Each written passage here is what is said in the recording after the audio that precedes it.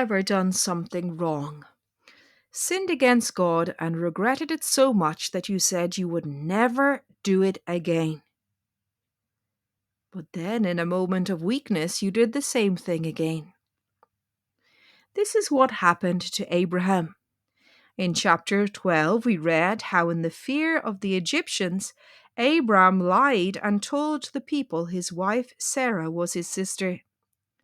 Pharaoh then takes the beautiful Sarah to be his wife, but God graciously intervenes and rescues Sarah. Read it again if you don't remember.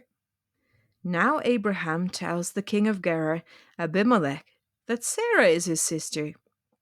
It is a half-truth, as we read later in the chapter, but God again intervenes and warns Abimelech in a dream that he is but a dead man, because the woman he has taken is a man's wife.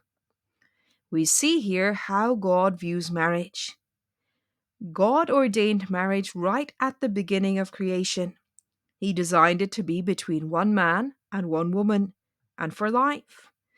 It is a very serious thing to break that relationship.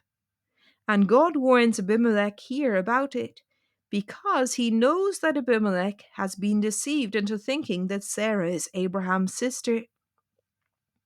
See what God says in verse 6. I also withheld thee from sinning against me. How many times has God done the same for us? God is ever gracious. Sin displeases God, and it harms us. We must pray as the Lord taught us. Lead us not into temptation, but deliver us from evil. God is ever gracious to his people. He protects Abraham and Sarah from death and adultery, and even blesses them by the hands of those who he thought would do them harm. How many times has God protected his people from their enemies? People may think to do them harm, but God overrules, and the enemy is thwarted. How good it is to trust in God.